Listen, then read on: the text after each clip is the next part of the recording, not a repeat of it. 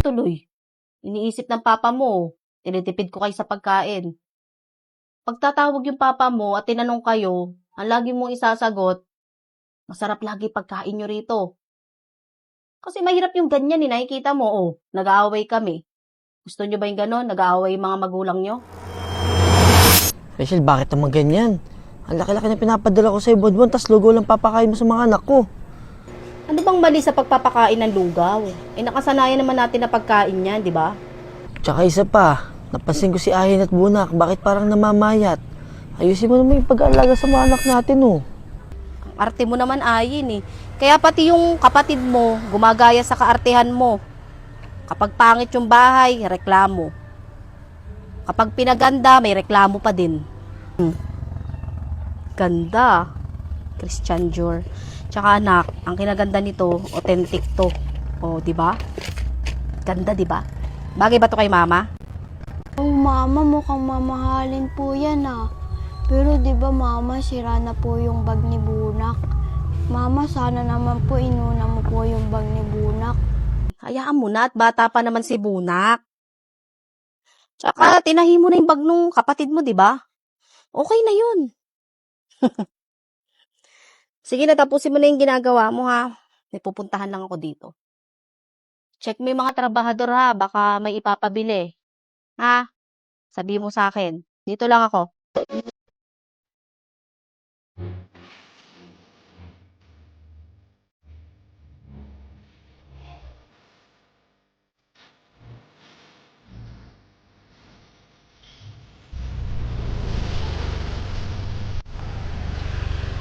Si Dayan yun May shop na siya. Nagtayo na pala siya ng negosyo. Kaya pala todo po sa social media tungkol sa hard work, eme-eme. Yabang-yabang. Kailangan magkaroon din ako ng negosyo. Hindi pwedeng napag-iiwanan ako.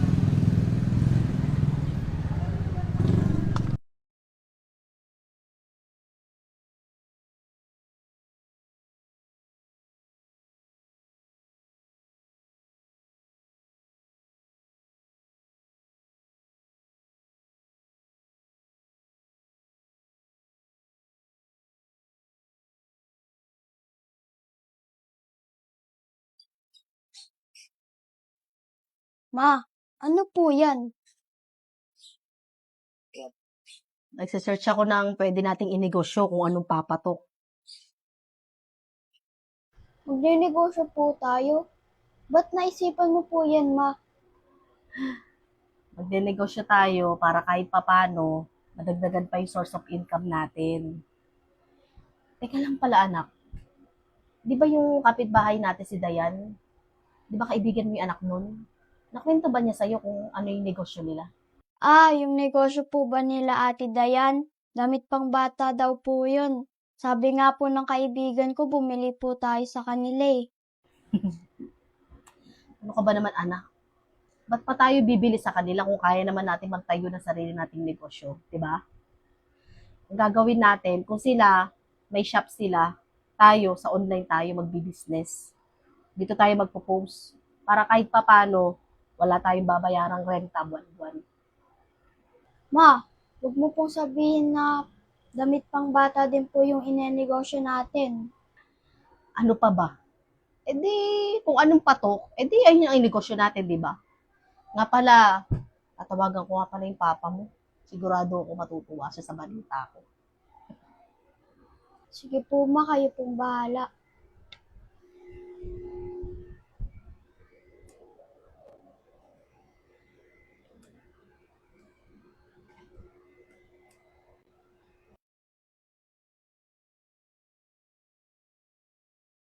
Naiinggit na naman si mama. Nakikipagkompetensya na naman siya sa mga kapitbahay namin. Hello, Daddy! Bakit hindi ka tumatawag? Nga pala, eto, may good news ako sa'yo. Pasensya na, may tinatapos kasi kami dito, kaya sobrang namin ginagawa Anong good news ba yan? Gusto ko kasi magtayo ng negosyo dito. At may naisip na ako. Negosyo? Ba't bigla mo naisip yan? Siyempre, gusto ko makatulong ako sa'yo. 'Di ba? Para dalawa tayong may income. Alam mo yun, kailangan tulungan lang tayo. Rachel, pabigla-bigla ka ata ng desisyon. Kapag ninegosyo, hindi yan basta ka na lang papasok dyan. Dahil yan, nasa puso at desidido ka sa ginagawa mo eh. Kaya nga, ito nga susubukan ko, 'di ba? Wala namang masama kung susubukan ko eh. At least makakatulong ako sa'yo. Sa ngayon, magpadala ka muna sa akin ng pampuhunan ko. Kahit pang starting lang, online business kasi itong gagawin ko. Eh, anong klaseng online business ba yan? Tsaka hindi naman sa wala akong tiwala sa'yo. Rachel, pero baka naman masayang lang ang pera natin dyan sa gagawin mo. Imbis na yung pera natin para sa pag-aaral ng mga anak natin. Kaya nga need natin magtulungan para mag-grow, di ba?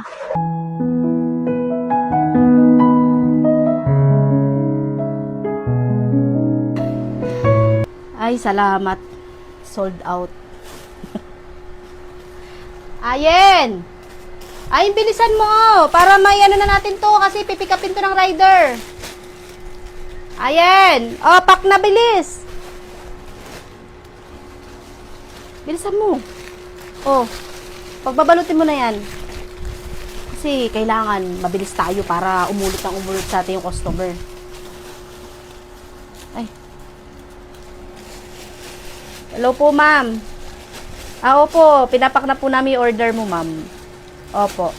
Mamaya po, pipikapin na po ito ng rider, ma'am. Bale, 1 to 2 days po, receive nyo rin po kaagad yung items nyo. Opo, ma'am. Salamat, ma'am. Thank you po.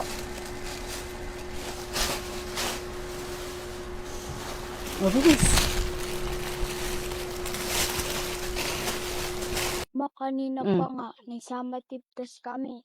Perfect score, 20/20. Aba, very good ka. Ay, teka, may tumatawag. Baka si daddy mo. Number? Hello po, sino po sila? Hello po ma'am, bakit po?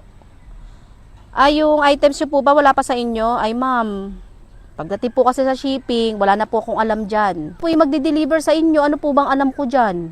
Basta ako, napakita ko po sa inyo na pinak namin yung items at pinakita ko rin po sa inyo na pinaship na po namin yung items nyo. Opo. Hindi ko na po sagot yan, ma'am.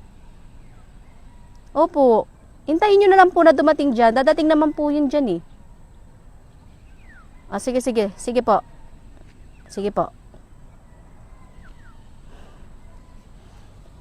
Mga nagre-reklamo. Alam mo naman, kamamahal ng mga biniling items. Psh, lit-lit nga lang nakita ko sa kanila eh. Magre-reklamo pa sila. Halika na nga. Ma, ano pong problema? Wala. Dami kasi nating complain. Ma, di ba nakakaubos naman po tayo ng mga paninda natin? Ano po bang reklamo ng mga customer natin? Di, kung ano-anong mga complain yung mga customer natin, yung isa, maliit daw yung size sa anak niya eh. Alam ko ba kung anong sukat ng anak niya, di ba? Alam naman niya nakalagay na doon sa sizes eh. Kung ano, kung large, medium, o small, nakalagay naman doon eh. Mahirap kasi dito sa mga customer natin, akala mo kung makapagsalita sa akin, binayaran ako. Mga piling mayaman magkano lang naman yung binili nilang item sa akin? 200 pesos? Magkano lang tubo natin dun? 20 pesos lang yung tubo natin dun. Nagaganyan pa sila.